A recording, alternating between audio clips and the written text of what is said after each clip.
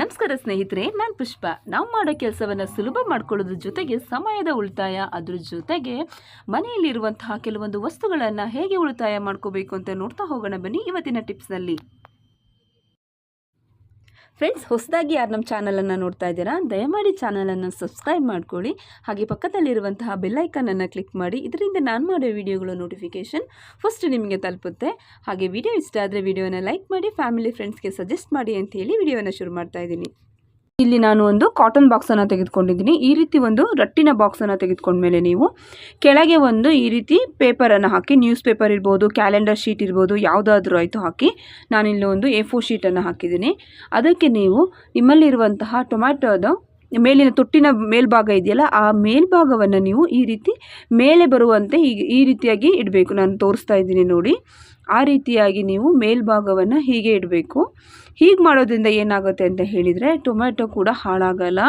ನೀವು ತಿಂಗಳಾನುಗಟ್ಟಲೆವರೆಗೂ ನೀವು ಈ ರೀತಿಯಾಗಿ ರಟ್ಟಿನ ಬಾಕ್ಸಲ್ಲಿ ಇಟ್ಟು ಅದ್ರ ಮೇಲೆ ಪುನಃ ಒಂದು ಪೇಪರನ್ನು ಮುಚ್ಚಿಟ್ಟು ಇಡೋದ್ರಿಂದ ತಿಂಗಳುಗಟ್ಟಲೆ ನೀವು ಕೂಡ ಟೊಮೆಟೊವನ್ನು ಒಂದು ಹಾಳಾಗದಂತೆ ನೀವು ಸುರಕ್ಷಿತವಾಗಿ ಇಟ್ಕೊಳ್ಬೋದು. ಈ ಟಿಪ್ಸ್ ಹೇಗನ್ನಿಸ್ತು ಫ್ರೆಂಡ್ಸ್? ಇಷ್ಟ ಆದರೆ ಒಂದು ಲೈಕ್ ಮಾಡಿ.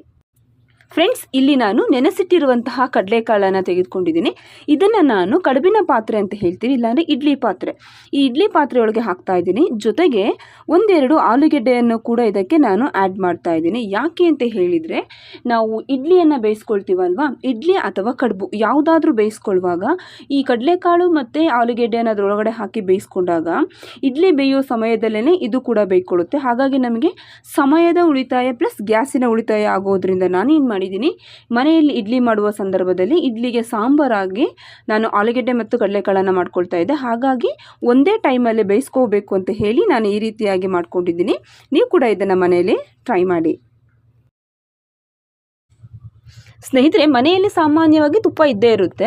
ಇನ್ ಕೇಸ್ ಅದೇನಾದ್ರು ಜಾಸ್ತಿ ಇದ್ದಾಗ ಏನಾಗುತ್ತೆ, ತುಂಬ ಸಮಯ ಇಟ್ಟಾಗ ಅದು ಫ್ಲೇವರ್ ಎಲ್ಲ ಹಾಳಾಗುತ್ತೆ. ಒಂದು ರೀತಿಯಾಗಿ ಮುಗ್ಲು ಅಂತ ಹೇಳ್ತೀವಲ್ಲ, ಆ ರೀತಿ ಮುಗ್ಗು ಸ್ಮೆಲ್ ಬರೋಕ್ಕೆ ಸ್ಟಾರ್ಟ್ ಆಗುತ್ತೆ. ಹಾಗಿರುವಾಗ ನಾವೇನು ಮಾಡಬೇಕು ಅಂತ ಹೇಳಿದರೆ, ತುಪ್ಪದ ಪ್ರಮಾಣವನ್ನು ನೋಡಿಕೊಂಡು ಅದಕ್ಕೆ ಒಂದೆರಡು ಲವಂಗವನ್ನು ಸೇರಿಸಿಟ್ಕೊಂಡಾಗ ತುಪ್ಪದಲ್ಲಿರುವಂತಹ ಫ್ಲೇವರ್ ಹಾಳಾಗಲ್ಲ.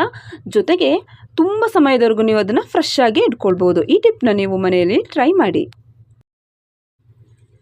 ಸ್ನೇಹಿತರೆ, ಮನೆಯಲ್ಲೇನಾದರೂ ಯಾವುದಾದ್ರೂ ಕಾಳುಗಳಾಗಿರ್ಬೋದು, ಹುರುಳಿಕಾಳು, ಕಡಲೆಕಾಳು, ಬೇಳೆಕಾಳು, ಹೆಸರು ಕಾಳು ಯಾವುದಾದ್ರೂ ಆಗಿರ್ಬೋದು, ತುಂಬ ಸಮಯದವರೆಗೆ ಇಟ್ಟಾಗ ಏನಾಗುತ್ತೆ, ಕಾಳುಗಳು ಕುಟ್ಟೆ ಆಗುತ್ತೆ, ಇಲ್ಲಾಂದರೆ ಹುಳು ಬರುವಂತಹ ಸಾಧ್ಯತೆಗಳು ಹೆಚ್ಚಿರುತ್ತೆ.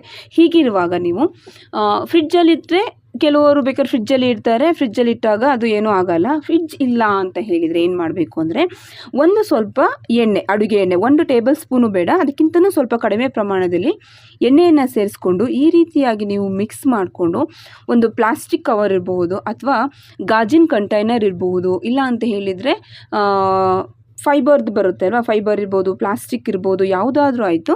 ನೀವು ಅದರಲ್ಲಿ ನೀವು ಈ ರೀತಿ ಹಾಕ್ಕೊಂಡು ಇಟ್ಕೊಂಡಾಗ ನೀವು ಇದನ್ನು ತುಂಬ ಸಮಯದವರೆಗೂ ನೀವು ಇಟ್ಕೊಳ್ಬೋದು. ಫ್ರಿಡ್ಜ್ ಇಲ್ಲ ಅಂತ ಹೇಳಿದರೆ ಈ ರೀತಿಯಾಗಿ ಟಿಪ್ನ ನೀವು ಟ್ರೈ ಮಾಡಿ. ಕಾಳು ಕೂಡ ಹಾಳಾಗಲ್ಲ, ಫ್ರೆಶ್ ಆಗಿರುತ್ತೆ. ಈ ಟಿಪ್ಸ್ ಹೇಗನ್ನಿಸ್ತು ಫ್ರೆಂಡ್ಸ್? ನಿಮಗೆ ಇಷ್ಟ ಆದರೆ ಒಂದು ಲೈಕ್ ಮಾಡಿ, ಹಾಗೆ ಶೇರ್ ಮಾಡಿ. ಇಲ್ಲಿ ನಾನು ಕುಕ್ಕರ್ನ ವಿಷಲ್ಗಳನ್ನು ತೆಗೆದುಕೊಂಡಿದ್ದೀನಿ. ಕರೆ ಹಿಡಿದಿರುವಂತಹ ಕುಕ್ಕರ್ ವಿಷಲ್ಗಳನ್ನು ಈಸಿಯಾಗಿ ಹೇಗೆ ವಾಶ್ ಮಾಡ್ಕೋಬೇಕಪ್ಪ ಅಂತ ಹೇಳಿದರೆ, 1 ಟೇಬಲ್ ಸ್ಪೂನ್ ಆಗುವಷ್ಟು ಅಡುಗೆ ಸೋಡಾವನ್ನು ತೆಗೆದುಕೊಳ್ಳಿ. ಮನೆಯಲ್ಲಿ ಸಾಮಾನ್ಯವಾಗಿ ಇದ್ದೇ ಇರುತ್ತೆ. ಸೊ ನೀವು 1 ಟೇಬಲ್ ಸ್ಪೂನ್ ಆಗುವಷ್ಟು ತೆಗೆದುಕೊಳ್ಳಿ. ಅದ್ರ ಜೊತೆಗೆ ಒಂದು ಹಾಫ್ ಲೆಮನ್ ಜ್ಯೂಸನ್ನು ಆ್ಯಡ್ ಮಾಡಿ. ಸೊ ಇಲ್ಲಿ ನಾನು ಮನೆಯಲ್ಲಿದ್ದಂಥ ಹಳೆ ಕುಕ್ಕರ್ ವಿಷಲ್ಗಳನ್ನು ತೆಗೆದುಕೊಂಡಿದ್ದೀನಿ. ಇದನ್ನು ನಾನು ಯೂಸ್ ಮಾಡ್ತಾ ಇಲ್ಲ, ಆದ್ರೂ ವಾಶ್ ಮಾಡಿ ತೋರಿಸ್ಬೇಕು ಅಂತ ಹೇಳಿ ಇದನ್ನು ತೆಗೆದುಕೊಂಡಿದ್ದೀನಿ. ಇದ್ರ ಜೊತೆಗೆ ಬಿಸಿ ನೀರನ್ನು ನೀವು ಆ್ಯಡ್ ಮಾಡಿಕೊಡಿ. ಬಿಸಿ ನೀರನ್ನು ಆ್ಯಡ್ ಮಾಡಿ ಸುಮಾರು ನೀವು ಅರ್ಧ ಗಂಟೆ ಆದರೂ ಇದನ್ನು ನೆನೆಯೋಕ್ಕೆ ಬಿಡಿ. ಸೋಡಾ, ನಿಂಬೆಹಣ್ಣು ಪ್ಲಸ್ ಬಿಸಿ ನೀರನ್ನು ಹಾಕಿ ಒಂದು ಅರ್ಧ ಗಂಟೆ ನೀವು ನೆನೆಯೋಕ್ಕೆ ಬಿಟ್ಟು ಇದನ್ನು ಈ ರೀತಿಯಾಗಿ ವಾಶ್ ಮಾಡಬೇಕು. ನೋಡಿ, ತೋರಿಸ್ತಾ ಹೋಗ್ತೀನಿ. ಇವಾಗಿದು ಅರ್ಧ ಗಂಟೆ ನೆಂದಿದೆ ನೋಡಿ, ನಿಮಗೆ ಇಲ್ಲಿ ಕಾಣಿಸ್ತಾ ಇದೆ. ಕರೆ ಕೂಡ ಬಿಟ್ಟಿದೆ ಅಲ್ಲಿ ನೋಡಿ, ನಿಮಗೆ ನೀರಿನ ಕಲರ್ ಕೂಡ ಅದು ಚೇಂಜ್ ಆಗಿದೆ. ಸೊ ಇವಾಗ ನೋಡಿ, ಇದನ್ನು ನಾವು ಇವಾಗ ವಾಶ್ ಮಾಡ್ತಾ ಹೋಗೋಣ. ಸೊ ಇದಕ್ಕೆ ನೀವು ಮನೆಯಲ್ಲಿ ಬಳಸುವಂತಹ ಯಾವುದಾದ್ರೂ ಶ್ಯಾಂಪು ಆಗಿರ್ಬೋದು, ಇಲ್ಲ ಅಂತ ಹೇಳಿದರೆ ಡಿಶ್ ವಾಶ್ ಇರ್ಬೋದು, ಯಾವುದಾದ್ರೂ ನೀವು ತೆಗೆದುಕೊಳ್ಳಿ. ಸೊ ನಾನು ಇಲ್ಲಿ ನಿಮಗೆ ಕ್ಲಿನಿಕ್ ಪ್ಲಸ್ ಶ್ಯಾಂಪೂವನ್ನು ಯೂಸ್ ಮಾಡ್ತಾಯಿದ್ದೀನಿ. ಒಂದು ಹಾಫ್ ಪ್ಯಾಕೆಟಷ್ಟು ಕ್ಲಿನಿಕ್ ಪ್ಲಸ್ ಶ್ಯಾಂಪೂವನ್ನು ಹಾಕ್ಕೊಳ್ತಾ ಇದ್ದೀನಿ. ಇದ್ರ ಜೊತೆಗೆ ವೇಸ್ಟ್ ಟೂತ್ ಬ್ರಷ್ಗಳಿರುತ್ತಲ್ವ, ಆ ಟೂತ್ ಬ್ರಷನ್ನು ಯೂಸ್ ಮಾಡ್ತಾಯಿದ್ದೀನಿ. ನೋಡಿ ನಿಮಗೆ ತೋರಿಸ್ತಾ ಇದ್ದೀನಿ.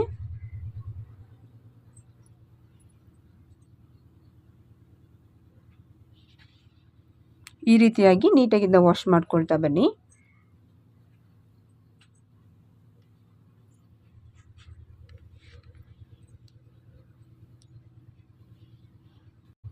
ನೀವು ನೋಡ್ತಾ ಇರ್ಬೋದು, ಇಲ್ಲಿ ನಾನು ಮಾಡೋ ಕೆಲಸದಲ್ಲಿ ನನ್ನ ಮಗನ ಪಾತ್ರವೂ ಕೂಡ ಇದೆ.